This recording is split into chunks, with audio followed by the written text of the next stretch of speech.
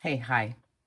So, yeah, I promise we're going to talk about yarn today and we're going to talk about self-care. But first, we're going to talk about what have I been doing all week? I've been watching a lot of documentaries and like docudramas and like old-timey detective shows, on the radio. And I've been watching a lot about um, I've been watching a lot about, I've been I've been watching a lot about um the rise and fall of like influencers, and influencing and that sort of thing. And it's like, you know what? Yeah. The influencers, please stop. And everybody else, please stop. Stop buying stuff you don't need. Seriously. But anyway, and so while I was watching all of that kind of stuff and, watching the, documentaries and everything like that, I started daydreaming about me being in my own little, documentary, like out in the wild, to deal with like, like yarn and like, self-care. And I had this little funny thing running through my head. So I put together a little something for you guys. So please enjoy it. It's only like, I don't know, 2 minutes, 2.5 minutes or something like that. And yeah, I'll see you on the other side, which we all know means, 2 or 3 days from now. So ta-ta. Here, we observe an autistic adult preparing for self-care. This environment, commonly referred to as the bathroom, appears unremarkable, yet it is in fact a highly complex sensory habitat. The shower produces sound, movement, and temperature all at once. Water strikes the skin. Soap migrates freely. The body registers every detail. For many autistic adults, getting in the shower is not a routine. It is a negotiation between necessity and sensory survival. To negotiate and navigate this environment, adaptive strategies emerge. In this case, crochet. Crochet provides predictability, structure, a regulating rhythm. Clear rules are established. Teeth are brushed, then the new yarn may be opened. The shower is completed, then crochet may resume.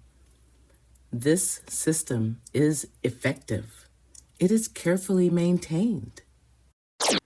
Okay, but this is the part where people usually say, just push through it, which is interesting because my nervous system does not respond to inspirational slogans. Showering is not relaxing. Water remains abrasive and painful. And soap suds continue to go rogue down my back. Gravity is doing too much. Brushing my teeth feels like scraping enamel with regret, and toothpaste is aggressively minty for no frickin' identifiable reason. Crochet, on the other hand, continues to be reliable. It does not change temperature. It does not surprise me. It waits patiently while I negotiate with my brains. This is not laziness, people. This is systems design. Self-care is not and should not be about aesthetics or pushing through discomfort for character development. I'm not doing it. It's about making life possible in a body that feels everything all at once. So if you need yarn, routines, or very specific rules to access basic care, then congratulations. You're not failing at adulthood. You're adapting. One stitch, one step, and one extremely negotiated shower at a time. I hope you enjoyed that silly little docudrama. I know. I'm probably going to do it again, though, because it was really fun. So I just finished winding up this ball from my husband's ripple blanket, and I'm kind of disappointed a little bit, you guys. Not at the blanket or at the yarn, but I'm bummed out that I left too much because I'm trying to get a nice size ball of scrap on purpose, right? Except I think I overdid it. Hang on. I can't talk and do two things at once. I can talk and chew gum though. I can do that. I can also pat my head and rub my belly. But don't ask me to think of, well, no, you can ask me to think of more things than, one thing at a time. I can think of like, 50,000 things at a time, but just don't ask me to come up with like one answer, because that's not going to happen. Okay, so I'm a little disappointed because I want to keep my scraps. I'm making scraps, you guys. I know. So this was my first ball of scrap. Perfect size scrap, right? I know. This one was a little smaller, but still a really nice ball of scrap, right? This one, how did it end up so big? I could have gotten another row and, just had a little tiny piece of scrap. So I kind of feel like I cheated my husband's blanket, a little bit. So these are the scraps that I have so far, and I just put on his fourth ball this morning. So I'm not going to show you anything right now because I don't want to. Sorry. So yeah, that's all I wanted to do. I wanted to come on here real quick and be like, hey, hi. And then I wanted to introduce my documentary to you. And yeah, I want to come back and I want to talk about some things, heading into the end of the year, and talking about my love of yarn and the really cool journey that it's taken me on so far to now. And there's been a lot of, unexpected things that were happening, and to be fair, I typically traipse through life with very low expectations. So quite honestly, I'm not really expecting anything. It is what it is once it, appears to me, and I'll be like, oh, there it is. So yeah. And so I'm going to put all this stuff away and kind of clear up my desk. I'm going to clear up my head. And then tomorrow when I wake up, I'm going to have some notes, and we're going to talk about yarn. We're going to talk about self-care, and we're going to talk about my inability to get into the shower. And we're going to talk about what I am doing to make things better for 2026. Ha! So, I'll see you in the next clip. You guys, it's the next day. I still haven't gotten into the shower. Hold on a second. Let me back up a bit. There, that's better. Sorry, I didn't mean to be all up in your grill. So, yeah, it's the next day, and I've been procrastinating, getting in the shower, because I've been procrastinating cleaning the shower. So I got it in my brain that I want to start using, the big walk-in shower, for adults. I want to get back in that one. I've been using the main bathroom, with the tub and the shower, and it's claustrophobic in there. And I think I used it as an excuse to not shower because it's claustrophobic, and I get anxiety and panic attacks in there because it's so small. So I finished cleaning out the big girl shower this afternoon, because I didn't go to bed until like 4:30 this morning, you guys. And then I woke up at 11 o'clock. So my day's going by fast, and it's afternoon now. And so, and this is all Lizzie's fault, because she's mean, and she's forcing me and Dee Dee, to get in the shower. And I know it's important to be clean. And it's not like, like we are like filthy, dirty, stinky or anything like that. We maintain, freshness, throughout the days and throughout the week and everything like that. But, it's always nice to get in there and just, scrub off all that, scrub all that off. I didn't get the autism with the OCD where you have to be like clean like every single day, because there are some autistics out there that take showers like, 2-3 times a day, every day. I could never do that. Holy cow. They probably take as many showers in 1 week as I take like, 6 months. I don't know. Maybe not.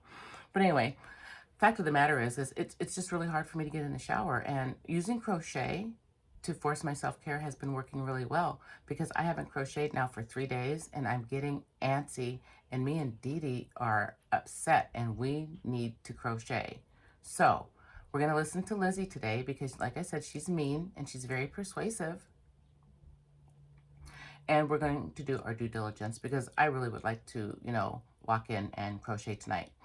And, one of the problems that I have with showering, and I don't know if I've said it, but literally, it's hard to explain, and a lot of us don't talk about this, because first off, people judge us. We know that, and we know what it sounds like. We're autistic. We're not dumb. But for me, water going down my back literally is painful. It feels like pain. And then when soap suds are sliding down my back or down my skin, it feels like molten hot lava rolling down my back. And it's very uncomfortable. And I have to really have a certain brain on to just, to just ignore it and just push through. So I'm going to go do that. Wish me luck.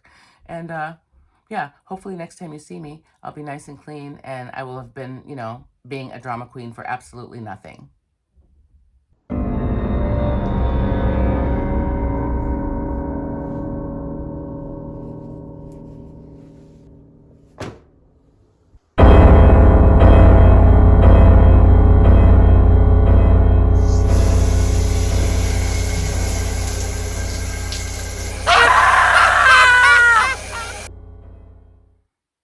I'm such a drama queen.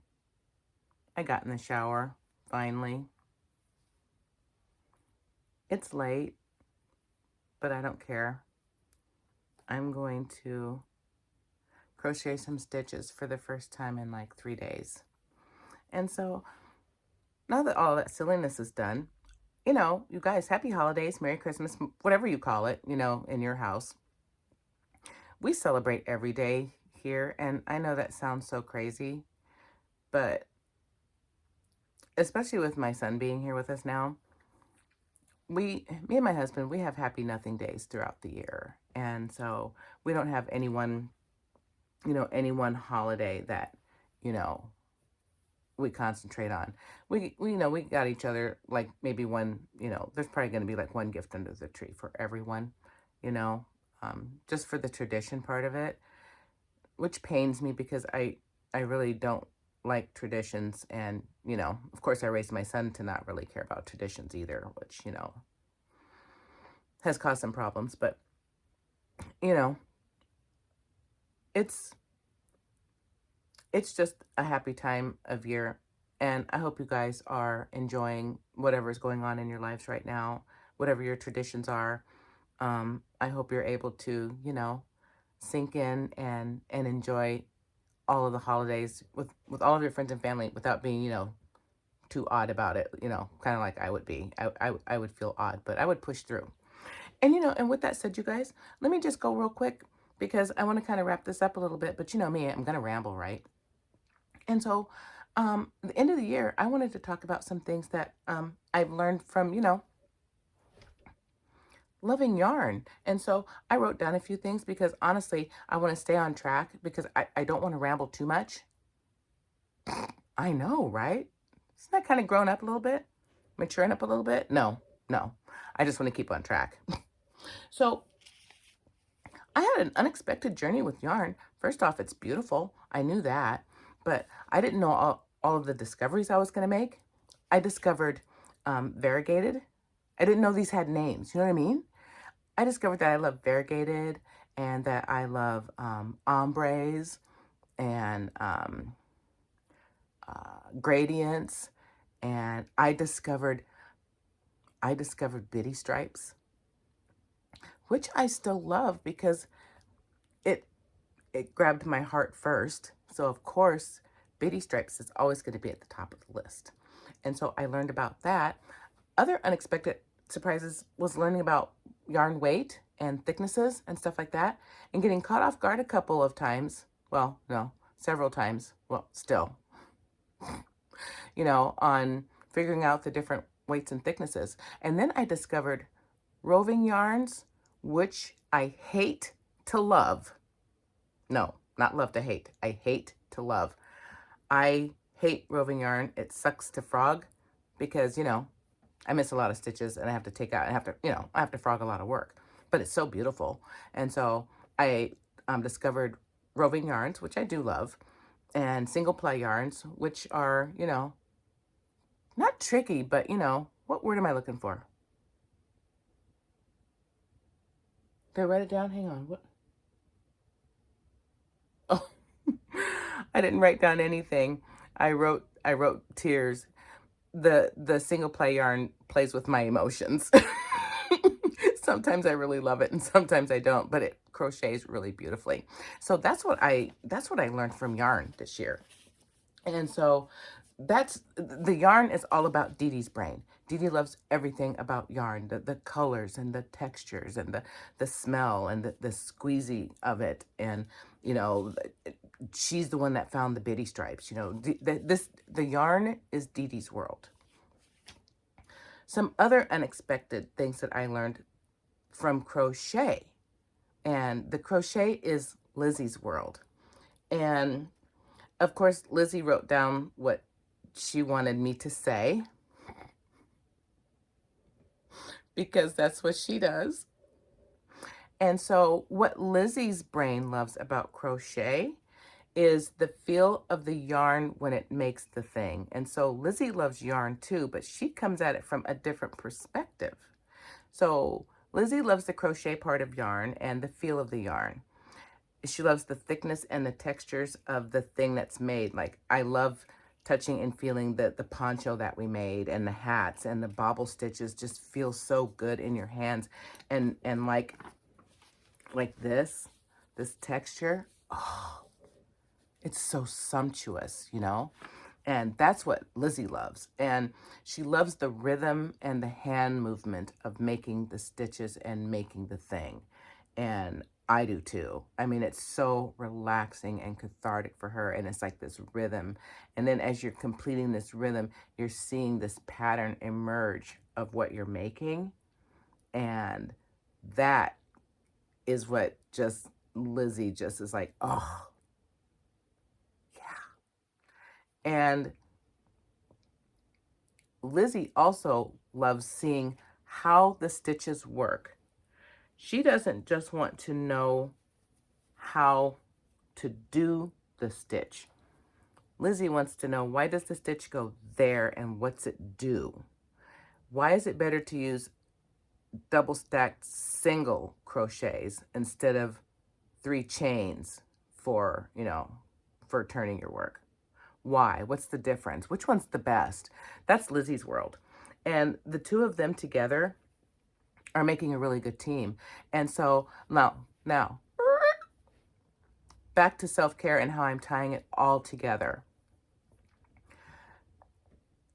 Lizzie has found a way to use yarn and crochet to get me and Dee Dee to do what needs to be done. She's a manipulator. I never thought of Lizzie as a manipulator, but she is, and she's very good, and she's very persuasive. Because Lizzie has a problem with sensory issues. She doesn't like the water and the soap going down her back, down her face, down my arms. Oh,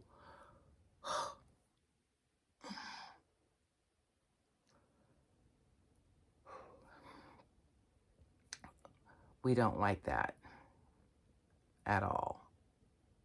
But if we can catch Dee Dee being perfectly impulsive and perfectly aligned and perfectly willing and able and in that mood to push through, that's when we get into the shower. So Lizzie figured it out. Oh, you love the yarn and you want to open yarn and you want to play with yarn. And Lizzie's like, I want to crochet yarn. And so I need you to do your part so I can crochet yarn. And that's how it's working. And so Lizzie's mean and she's like, you can't crochet or play with yarn until we get in the shower. Dee Dee, I know you can do it and I know you can get us through it. And please, we really need you to come through for us. And Dee Dee did, and here we are. And so that's my story, and I'm sticking to it. And if I want to tell you how I got around to Dee Dee and Lizzie figuring this all out, because, the best laid research and, AI and look this up for me and, Google searches, whatever you want, no matter how much of that you do, you don't know it's going to work until you find something that works. This is what it says out there on the internet streets. This is what you should do if you have a problem getting in the shower as an autistic person. And so there were 5 steps. The first one was to establish a routine. Duh, I blow through those. Next, visual support. Oh, put signs up, put little stickies up. Oh, take a shower. Don't forget, do this, make a calendar. No, I will look at it every stinking day until it disappears. And then it's completely invisible. And then I don't see it at all. So that doesn't work. Next, adjust the water temperature. Next, sensory friendly products. Next, get support from who? Who do I get support from? That's the list of things that's the 5 steps. So you know what? I threw all that out and Lizzie and Dee Dee took over and they figured it out and here we are. And I couldn't be happier. And so, yeah, I wanted to kind of end, right here, Christmas Eve and, being upbeat and being silly a little bit, my life as a documentary. I mean, come on. But you know what, though?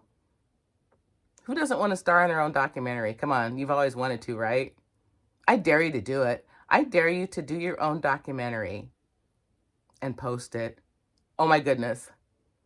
That would be so funny. If you do that, will you tag me? Because I want to see it. That would be so cool, you guys. So anyway, I'm going to end here because I'm going to crochet into the wee hours of the morning, listening to old-timey 1937 radio detective and mystery shows, and just have a grand old time at that. So, thank you guys for being here. Thank you for having fun with me. I hope you have a very safe, happy holiday with your family. And yeah, I will see you in my next video.